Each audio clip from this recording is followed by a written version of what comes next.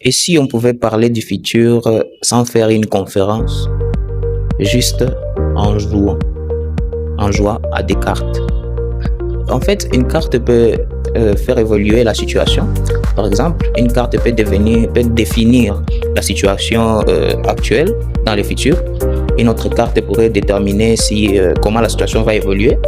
En vrai, c'est un peu compliqué quand je vous parle de ça comme ça. C'est un jeu qu'on développe ici chez Vicali. Le jeu est déjà prêt, on y joue déjà. Donc, il y aura des cartes pour des situations quelconques. Par exemple, il y aura des cartes des sociétés, des cartes pour les entreprises, des cartes pour les intensités. Par exemple, 10%, 20%. Par exemple, si dans la société il y a une crise, la crise est à combien de pourcents?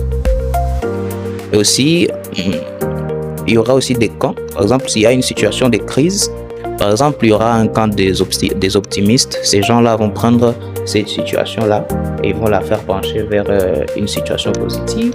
Il y aura aussi le camp des pessimistes. Ces gens-là sont vraiment pessimistes. Donc, ils vont prendre la situation, ils vont imaginer les pires qui pourraient arriver sur cette situation. Il y aura aussi les réalistes.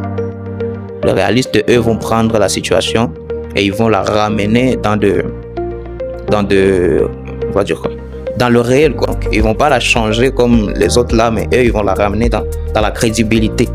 Donc, c'est un jeu intéressant parce qu'il se joue en 3 camps. Donc, si on est à 15 comme prévu, on peut faire des groupes de 5 personnes et on va essayer de jouer, mettre des cartes. Il y a des cartes qui freinent un peu la situation. Il y a des cartes qui permettent à la situation d'évoluer. Il y a aussi des cartes qui changent un peu la donne pour essayer de rendre les trucs intéressants. En fait, c'est un jeu, quoi. Mais un jeu plutôt intéressant. Vous trouvez pas?